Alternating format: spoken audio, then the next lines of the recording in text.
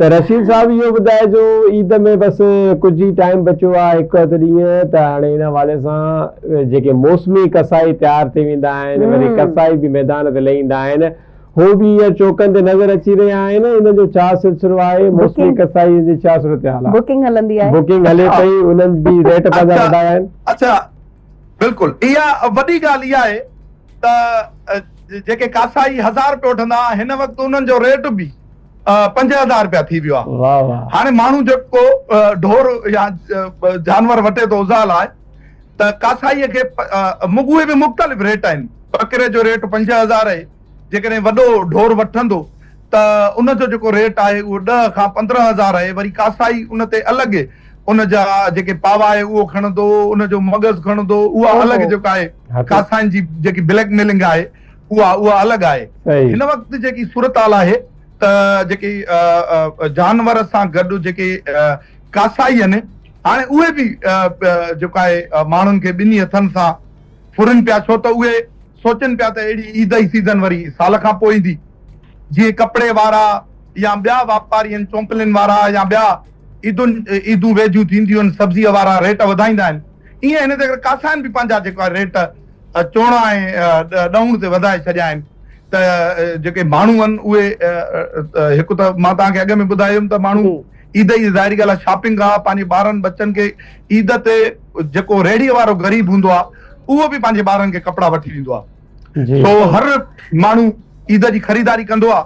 हाणे ईद जी ख़रीदारी सां गॾु जानवर बि ज़ाहिरी ॻाल्हि आहे वठे। वरी कासाईअ जा नखरा अलॻि हूंदा आहिनि। बुकिंग कासाईअ जी असां हिते लाड़काने में जेकी बुकिंग आहे उहा कासाईअ जी अॻ में थींदी आहे, जीअं मुख़्तलिफ़ हंधनि ते थींदी आहे। पर हाणे जेके कासाई आहिनि उन्हनि जा बि जेके रेट आहिनि उहे चोणा थी विया आहिनि।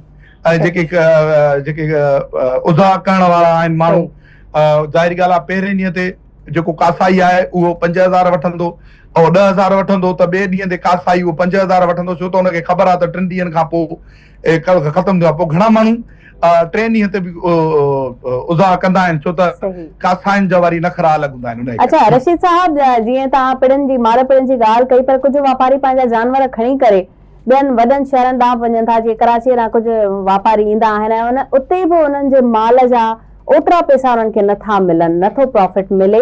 वजह सिर्फ़ु महांगाई आहे या ॿियो कुझु बि ॾिसो पिया?